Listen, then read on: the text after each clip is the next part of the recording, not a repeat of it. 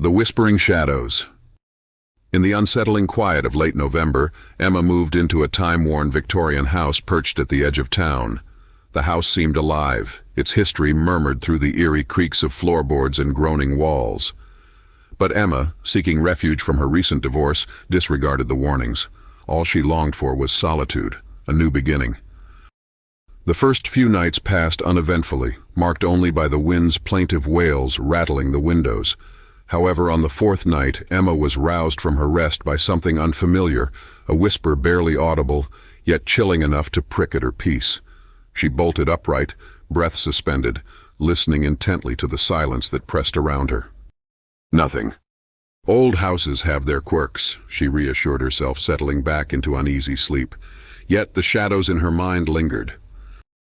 Driven by an uneasy curiosity, Emma spent the next morning exploring the house's neglected corners. The attic, scarcely visited before, beckoned her with its dim light and an air of cool dampness. She ascended the rickety ladder and found herself amidst cobwebbed relics in a solitary rocking chair, ominously facing the window with an expectant air. A doll, eerily lifelike with its glass eyes, was perched on the chair, seemingly tracking Emma's movements. She lifted it, her fingers numbed by an inexplicable chill. Underneath lay a yellowed note with a haunting message: "Do not leave me alone." A nervous laugh escaped Emma's lips as she replaced the doll, yet the trepidation clung to her like a shadow. That night the whispers returned, more insistent and sinister, echoing through the house's darkened hollows. Emma, flashlight in hand, ventured through the shadow-laden passages. The whispers guided her to the attic once more. Again hesitation gripped her. The attic ladder lay down, although she distinctly remembered closing it. Heart hammering, she climbed up.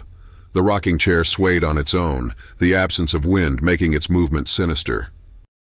The doll had vanished. "Is anyone there?" Emma called out, her voice betraying her fear. The whispers ceased, replaced by an ominous silence, shattered by a thunderous slam of the attic door. Emma fled down the ladder in terror, her pulse a frantic drumbeat.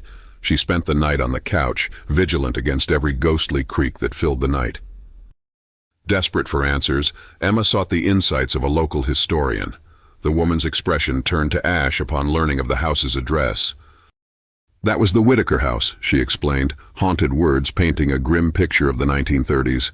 Their daughter Lily disappeared without a trace. Her doll was all that remained in the attic. Her mother swore she could hear Lily's voice, pleading through the night. Emma's skin crawled. And the whispers? The historian's voice barely met a whisper. They never stopped. They grew stronger. Night descended again, bringing with it the relentless whispers. Emma stuffed earplugs into her ears, buried herself beneath blankets. But the voices defied them, rising in her room as a chorus of desperate pleas. "Help me," it entreated, a child's voice distorted by sorrow. Emma sprang from her bed, her heart a wild drumbeat. The doll stood in the room's corner, its head at a grotesque angle, eyes glinting malevolently, and its mouth, it moved. "Help me," it droned insistently. Screams tore from Emma as she lunged for the door, which stubbornly resisted her. The whispers crescendoed into a maddening symphony, suffusing her thoughts. "Help me, don't abandon me, stay." The doll tugged at her ankles with a ghostly strength.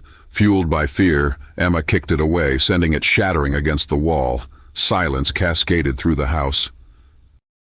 Though her body recoiled into the bed's embrace, Emma's mind warned of unfinished dread. She missed the cracks spidering across the battered doll's visage, or the shadow coalescing from its fragments. Yet as dawn edged closer, the house whispered once more. "You shouldn't have left me alone.